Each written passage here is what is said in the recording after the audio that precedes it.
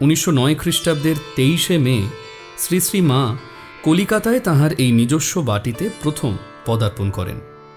স্বামী শারদানন্দ মহারাজ জয়রামবাটি যাইয়া তাহাকে লইয়া আসিয়াছিলেন।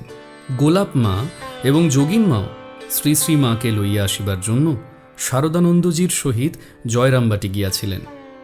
আসিবার সময় শ্রী শ্রী মা তাহার ভ্রাতুষ্পুত্রী রাধু এবং মাকুকেও সঙ্গে আনেন।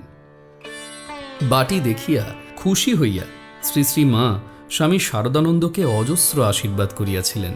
স্বামী বিবেকানন্দের বিশেষ ইচ্ছা ছিল শ্রী শ্রী মায়ের জন্য কলিকাতায় একটি স্থায়ী স্থান হয়। 1894 খ্রিস্টাব্দে আমেরিকা হইতে তিনি স্বামী শিবানন্দকে লিখিয়াছিলেন, প্রথমে মাতা ঠাকুরানীর জন্য একটি জায়গা করবার দৃঢ় সংকল্প করেছি। দাদা, জ্যান্ত দুর্গার পূজা দেখাবো, তবে আমার নাম। তুমি জমি কিনে জ্যান্ত দুর্গা মাকে যেদিন বসিয়ে দেবে, সেই দিন আমি একবার হাঁপ ছাড়ব। তোমরা জোগাড় করে এই আমার দুর্গোৎসবটি করে দাও দেখি। স্বামীজির সেই ইচ্ছা এতদিনে পূর্ণ হইল। কাজেই বলা বাহুল্য, স্বামী শারদানন্দ শ্রী শ্রী মাকে এখানে আনিয়া এবং তাহাকে প্রসন্না দেখিয়া অসীম তৃপ্তি লাভ করিয়াছিলেন। তিনি নিজেকে শ্রী শ্রী মায়ের বাটির দারোয়ান বলিতেন। দোতলায় পশ্চিম উত্তর কোণের দক্ষিণ দুয়ারি ঘরটিকে ঠাকুর ঘর করিয়া রাখা হইয়াছিল।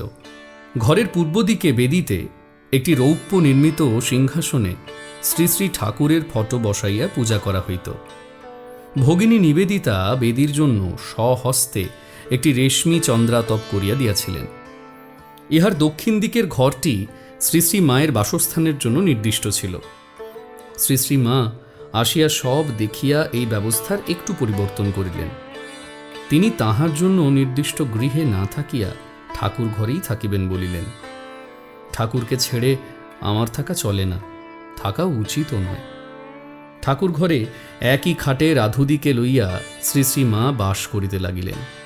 শ্রী শ্রী মায়ের নিকট শ্রীরামকৃষ্ণদেবের যে ফটোটি সর্বদা থাকিত, মা যেটিকে পূজা করিতেন, যে ফটোটি দক্ষিণেশ্বরে থাকাকালে শ্রীরামকৃষ্ণদেব নিজেও একদিন পূজা করিয়াছিলেন, সেই ফটোটিও বেদিতে রাখা হইল। পূজা করিতেন শ্রী শ্রীমা নিজেই। দোতলা ও তেতলার সবটাই ছিল শ্রী শ্রী মা, গোলাপ মা প্রভৃতির জন্য। মা মাঝে মাঝে ছাদে উঠিয়া চুল শুকাইতেন এবং দক্ষিণেশ্বর দর্শন করিতেন। দক্ষিণেশ্বরের শ্রী শ্রী ভবতারিণীর মন্দির ও গঙ্গা দুই ছাদ হইতে দেখা যায়। গঙ্গা বাটিটির অতি নিকটে হওয়ায় মায়ের গঙ্গা স্নানের কোনো অসুবিধা হইত না। খিড়কির দরজা দিয়া গোলাপ মার সঙ্গে তিনি গঙ্গা স্নানে যাইতেন। 1920 খ্রিস্টাব্দের 21শে জুলাই শ্রী শ্রী মায়ের লীলাবসান হয়। তাহার দেহত্যাগের পর তাহার ব্যবহৃত ঘরটিতেই, ঠাকুর ঘরেই তাহার ব্যবহৃত খাটটির উপর তাহার ফটো রক্ষিত ও পূজিত হইতে থাকে। শ্রী শ্রী ঠাকুর পূর্বস্থানেই পূজিত হইতে থাকেন। এইটি শ্রী শ্রী মায়ের বাটির ঠাকুর ঘর।